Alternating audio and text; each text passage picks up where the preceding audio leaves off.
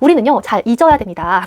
좋은 일, 나쁜 일 다 잊어야 돼요. 왜요? 나쁜 일은 당연히 잊어야 되겠는데요. 좋은 일은요, 물론 행복한 기억 갖고 있으면 좋죠. 그런데 이 행복한 기억으로 이 현재를 비교하면서 나를 불행하게 만들면 안 된다는 거예요. 그때 왕년에 나는 이랬었는데 지금은 이래. 혹은 작년에는 이랬었는데 올해는 이상해. 작년에 친한 애들 엄청 많았는데 작년에. 네, 안녕하세요. 초등 부모님들의 고민이 해결되는 그날까지 함께하고 있는 이서윤입니다. 자, 우리 아이의 마음, 생활, 그리고 학습의 독립을 위해서 도움의 사다리가 되어드리고 있는 초등생활 처방전입니다. 네, 우리 아이가요, 새학년 시작을 드디어 했습니다. 이 새학년 첫날 우리 아이는 학교에서 어떤 하루를 보내고 올지, 학교에서 갔다 온 우리 아이에게 어떤 말을 한번 좋을지 생각하셨나요? 네, 궁금하시진 않으시나요? 우리 아이가요, 새학년 첫날 긴장하는 것처럼 선생님들도 정말 긴장 많이 하시고요. 또 이 새학년 첫날을 위해서 또 열심히 준비를 하십니다. 이 새학기 준비 기간 동안에 선생님들 교실 이사 하시고요. 매년 이렇게 교실 옮기니까 지금 이렇게 이사를 해야 되죠. 그리고 교실 청소하시고요. 이 아이들 누구 있는지 명단을 보고 뭐 환영합니다 뭐 이런 것도 만들고요.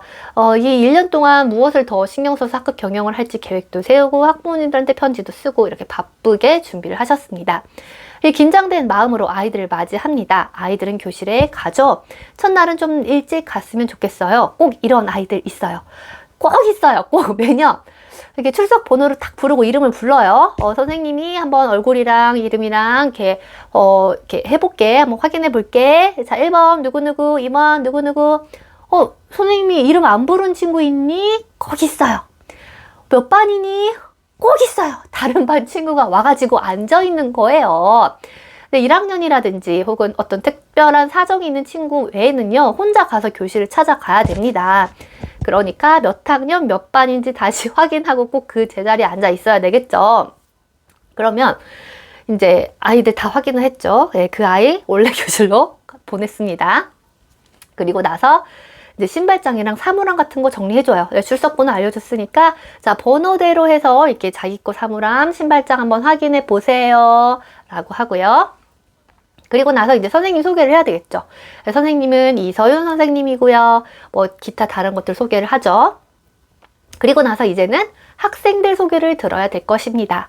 그럼 학생들한테 바로 자기소개하라 그러면 좀 부담스러울 수 있으니까 선생님들 대부분 자기소개 활동지 같은 거 만들어가지고 아이들이 활동할 수 있게 해주시죠.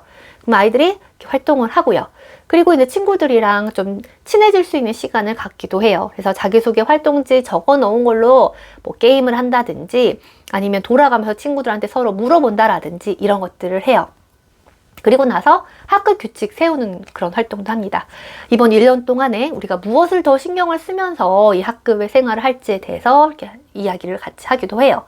3월 같은 경우에는 아이들 어때요? 굉장히 긴장하고 이렇게 바짝 앉아가지고 바른 자세로 앉아서 귀 쫑긋 하고 이렇게 들었고 있죠. 그 긴장이 이제 슬슬 풀리는 데에는 한 2주, 어떤 긴 친구들은 한 달. 한 달 지나면 우리 아이들 적응 끝났다고 볼 수 있습니다. 길게 잡으면 한 달이에요. 그래서 그날, 이 첫날 하루는요, 아이들이 이렇게 서로 소개하고 친해지는 시간 갖고 규칙 세우고 이런 것들을 하고 옵니다. 그래서 교과 공부하고 온 거 아니고 좀 서로 친해지는 시간을 갖고 와요. 혹은 또 선생님에 따라서 좀 다른 활동들이 있긴 하지만 보통은 이런 종류의 활동을 준비를 하십니다.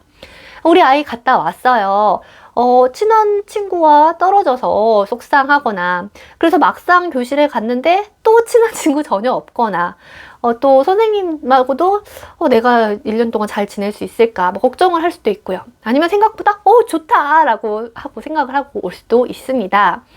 네, 우리 아이한테요 갔다 오면은요 이렇게 좀 물어보셨으면 좋겠어요. 그러니까 좀 긍정적인 생각을 할 수 있도록 유도를 해주시는 건데요. 제가 이제 아들한테 우리 아들 오늘 너무 힘들었지? 이렇게 자꾸 물어봤어요. 저는 몰랐어요. 아들이 자꾸 힘든 거 불평 불만인 거를 말을 하길래 아니 왜 그러지 했는데 내가 자꾸 힘들었지 라고 물어봐서 그런가 라는 생각이 드는 거예요. 그래서 그 다음 날에는 우리 아들 너무 고생했어. 오늘 또 멋지게 성장하고 왔네. 오늘 뭐 재밌는 일 있었어? 새로운 거 뭐 배웠어? 이렇게 이제 물어보니까 또 재밌는 일, 새로운 거 배운 거 이런 것들을 이야기를 하더라고요.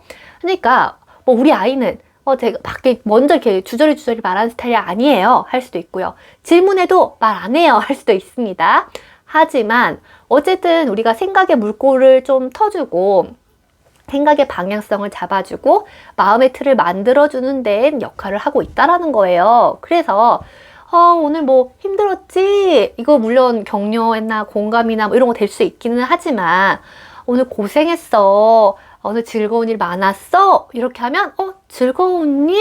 하고 생각을 하게 된다는 거죠. 그래서 오늘 첫날이라서 긴장되고 힘들었지? 엄마도 배학년 첫날마다 굉장히 힘들었었어 하고 엄마 어렸을 때 이야기도 해주시고요.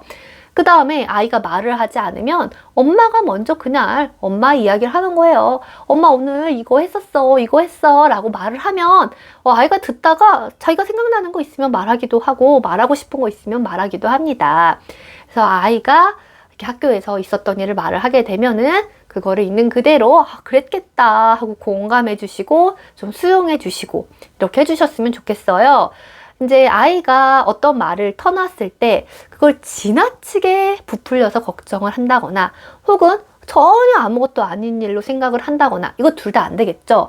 하지만 덤덤한 듯 하면서도 그것들을 수용해 준다면 아이는 엄마한테 말을 했는데 생각보다 마음이 편해 라고 생각을 할 수가 있어요. 이 아이가 말을 하는 게 문제를 해결해 달라 라고 다 말을 하지 않는 경우가 많이 있잖아요. 근데 우리는 부모로서 뭔가 아이가 불평, 불만 혹은 힘든 거를 말을 했을 때 그걸 모두 다 해결해 줘야 된다라는 그런 생각을 하게 됩니다. 당연히 저도 그래요. 그래서 이걸 선생님한테 따로 말해야 되나? 어떻게 해야 되지? 막 이렇게 생각을 하시기도 하는데 저도 하고요. 이것보다 한번 일단은 진짜 너무 짜증났겠다, 힘들었겠다, 그랬겠네 라고 이렇게 공감의 말을 해주시면은 그날 기분 나빴던 게 그냥 순식간에 사라지거나 하는 일들이 많이 있거든요. 그래서 또 하루 갔다 온 아이에게 많이 고생했다 라고 격려의 말 해주시고 또 즐거운 일 있었는지 좀 즐거운 일에 초점을 맞춰 주시고요. 그 다음에 또 하나 말씀드리고 싶은 게 우리는요 잘 잊어야 됩니다. 좋은 일, 나쁜 일 다 잊어야 돼요. 왜요? 나쁜 일은 당연히 잊어야 되겠는데요. 좋은 일은요? 물론 행복한 기억 갖고 있으면 좋죠. 그런데 이 행복한 기억으로 이 현재를 비교하면서 나를 불행하게 만들면 안 된다라는 거예요. 그때 왕년에 나는 이랬었는데 지금은 이래. 혹은 작년에는 이랬었는데 올해는 이상해. 작년에 친한 애들 엄청 많았는데 작년에 선생님 더 좋았는데 이런 생각으로 나를 괴롭히기보다는 또 올해만의 장점을 찾아내면서 더 즐거운 일을 만들어가는 한 해가 되었으면 좋겠습니다. 그래서 그 마음의 틀을 부모님께서 좀 만들어 주시는 겁니다. 그래서 오늘 정말 우리 아이들 또 고생 많았고요. 우리 학부모님들도요. 또 이번 1년 또 고생을 하실 텐데요. 함께 이 초등생활 처방전이 응원해 드리겠습니다. 그리고 더 이 도움의 사다리가 될 수 있는 정보로 찾아오겠습니다. 네, 화이팅입니다. 안녕히 계세요.